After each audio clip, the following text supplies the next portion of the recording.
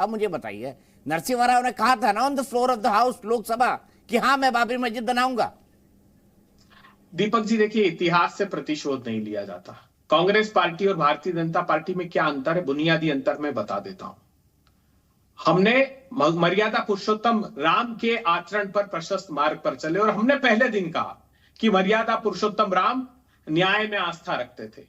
इसलिए हमने पहले दिन से कहा कि जो न्यायालय का फैसला होगा वो शिरोधार्य होगा, क्योंकि भगवान राम त्याग के प्रतीक है, ऐश्वर्य के आडंबर के प्रतीक नहीं है। भगवान राम महलों के वैभव में नहीं बसते, वो बसते हैं केवट की नाव में, वो बसते हैं शबरी के झूठे बेर में। दीपक चौरसिया जी, तो हमने तब कहा था, 90 के दशक में आप भी साक्षी हैं, अडवाणी जी को आपसे निकट से और कोई नहीं जानता देश में जितना आपने निकट से अटल जी और अडवाणी जी को जाना है, मैं जानता हूं।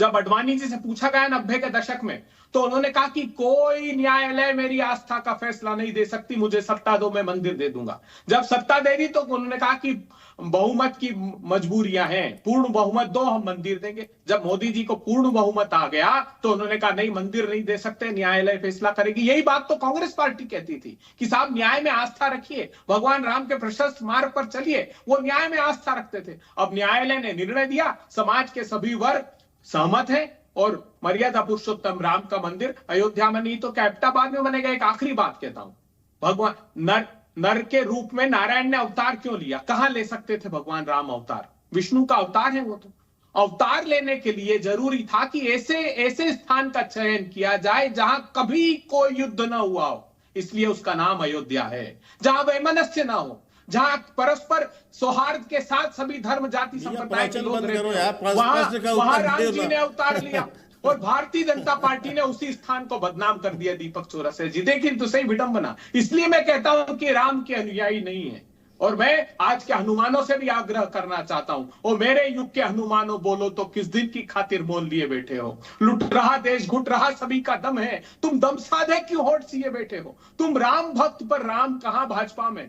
तुम हो जो रावण के अनुयायी बन बैठे, तुम राम लखन से पीट किए बैठे हो। राम लखन के अनुयायी तो कांग्रेस पार्टी में। आओ इधर आप और हमारा साथ दो, हम राम राज्य की अवधारणा को स्थापित करने का मानस बनाकर बैठे हैं। हम सब मिलकर राम राज्य को लेकर फिर से पुनः लेकर आएंगे और चरितार्थ करेंगे। आपने सब बातें कही, राहुल जी ने सुनाई ये दोहे चौपाई अभय जी, अच्छा बोल रहे थे आप।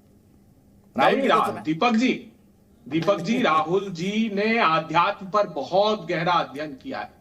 मैं तो 2% भी नहीं हूं, इतना अध्ययन उन्होंने किया है।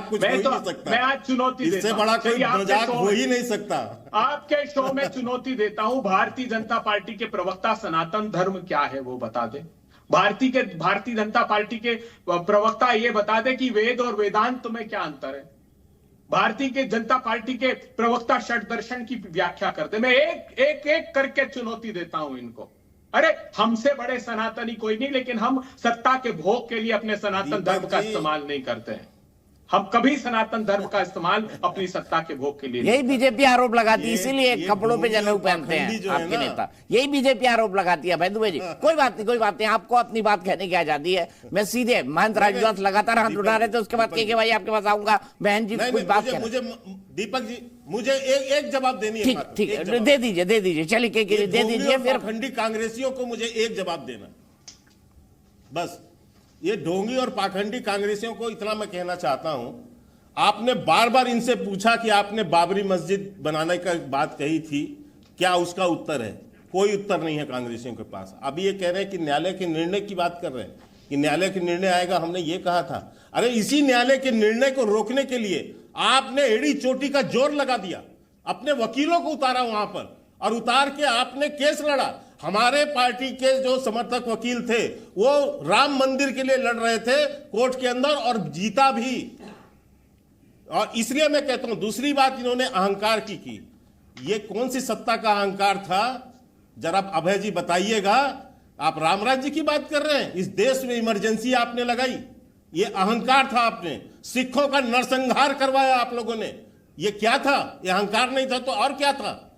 कितनी हत्याएं करवाई आप लोगों ने, ये क्या था? आपका अहंकार था। इसलिए अहंकार हमें मत बताइए। हम तो आज भी 10 सालों के अंदर जनता की सेवा कर रहे हैं और जिसका जो है समर्थन हमको मिल रहा है। और आपने रामद्रोह किया, आपने भगवान राम को अपमानित किया, आपने काल्पनिक बताया, इसलिए आपको वो श्राप है कि उसके बाद से आप लगातार घटते गए हैं और अब आपकी हालत ये हो गई है कि डबल डिजिट के आंकड़े पर आके खड़े हो गए। ये है भगवान राम का श्राप जो आप भोग रहे हैं अब। दीपक जी, अभय जी जवाब दीजिए, छोटा जवाब देना मुझे महंत राजू दास जी के पास। बिल्कुल, बहुत छोटा सा जवाब देना चाहता हूं। देखिए, भारतीय जनता पार्टी के मंत्री ने, केंद्रीय मंत्री ने सदन में, हाउस में कहा है कि माता सीता के पैदा होने के कोई ऐतिहासिक प्रमाण नहीं थे। माता सीता को इन लोगों ने नकार दिया। झूठ। मैं बताना चाहता हूं, मुझे दीपक जी आप जब समय दीजिएगा, ये ढोंगी पाखंडी कांग्रेसी का झूठ अभी ओपन कर, अरे पाखंडी हो, इस ढोंगी पाखंडी झूठे का अभी जो है बताता हूं क्या सच है। रावण की तरह सत्ता का हरण मत करो। मैं बताता हूं ये झूठ बोल रहे हैं यहाँ पर बैठ के। सुनिए दीपक चौरसिया, मैं चुनौती देता हूं, मैं अभी पढ़ के बताऊंगा प्रश्न का उत्तर। देश के मैं अभी प्रश्न का उत्तर आपको बताऊंगा जो राज्यसभा में पूछा गया था, जो राज्यसभा में पूछा गया। राम सेतु का झूठ बोलते हैं यहाँ पर बैठ के। राम सेतु का मुकदमा था जिस पर ये बात हम पर आरोप लगा रहे हैं। क्या था प्रश्न, क्यों मुकदमा लगा जानते हैं आप? मुकदमा इसलिए लगा कि अटल बिहारी वाजपेयी इतिहास ने, आप ये बताओ, तमिलनाडु में जाकर, आपकी सरकार ने एफिडेविट दिया या नहीं? आपकी सरकार ने एफिडेविट दिया है नहीं कि भगवान राम काल्पनिक थे? इन्होंने कहा आपकी सरकार ने उस समय सोनिया गांधी के कहने पर एफिडेविट, सोनिया गांधी ने एफिडेविट दिलवाया था। सोनिया गांधी ने भगवान राम काल्पनिक है, बिना सोनिया गांधी के पूछे आपके यहाँ से एफिडेविट हो ही नहीं सकता था। सोनिया गांधी के कहने पर एफिडेविट गई थी, वही रिमोट कंट्रोल से सरकार चलाती थी। 2000 के बजट में क्या बात कर रहे हैं? यशवंत सिन्हा ने राम सेतु कुछ नहीं था। आप यहाँ की कहानियां झूठी मत पढ़िए, इतना बताइए कि आपने कोर्ट के अंदर भगवान राम काल्पनिक है ये एफिडेविट दिया या नहीं दिया? दिया या नहीं दिया? दिया या नहीं दिया? बजट में रखे, बिना सोनिया गांधी के डायरेक्शन के संभव नहीं था राम सेतु को तोड़ने के। इसलिए आप यहाँ पर बैठ के दिवाली के दिन कम से कम हिंदुओं की आस्थाओं पर चोट मत पहुंचाइए। झूठ बोलते हिंदुओं की आस्थाओं को फिर चोट मत पहुंचाइए। कहा कि अब फिर मैं कह रहा हूँ, हिंदुओं की आस्था पर चोट मत करिए। के पास गए हमेशा के लिए आपकी पार्टी चली जाएगी। आप फिर आज मत कीजिए ऐसा। आज भी कह रहा हूँ, झूठ मत बोलिए, हिंदुओं की आस्था को चोट मत पहुंचाइए।